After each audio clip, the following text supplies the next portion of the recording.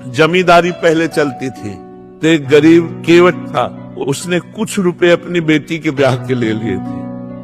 तो साल 2 साल में मेहनत करके पैसा एकत्रित किया और जमींदार को दे दिया जाके। जमींदार ने वो रुपया लिया और फाइल से नाम नहीं काटा।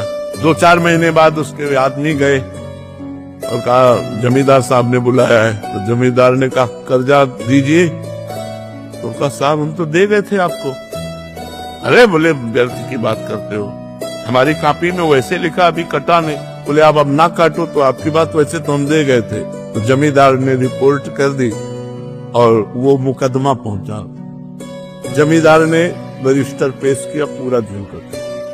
अब वो गरीब आदमी, उसने कहा साहब हमने दे दिया है। तो बोले गवाही? तो उनका रघुनाथ जी अर्थात भगवान राम। बोले अगली पेशी में रघुनाथ को लिवा के लाना।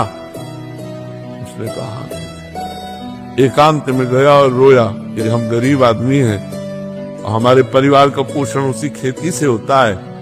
प्रभु यदि आपने गवाही न दी तो हमारा तो सब बर्बाद हो जाएगा, हमारी बात झूठी हो जाएगी। जिस समय वो पैसा दिया था उस समय आप थे, क्योंकि आप सर्वत्र हैं तो आप उस जगह भी थे, इसलिए आपको गवाही देनी पड़ेगी। पहुंचा, उनका अपनी गवाही पेश करो। उनका बुलाओ, उसका नाम रघुनाथ है।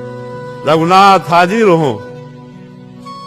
लाठी टेकते हुए आए और जमींदार से कहा 100 का नोट हुआ, 200 का नोट हुआ, इतने सोने के सिक्का उस जगह तुम्हारे रखे, वो इसी के तो दिए हुए हैं, हमने देखा।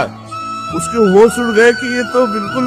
और अब जमींदार की भगवान के सामने हिम्मत नहीं, जब आंख में आंख डाल के बात की ना तो उसकी हिम्मत। बोले हाँ हाँ हाँ हाँ। तो 420 में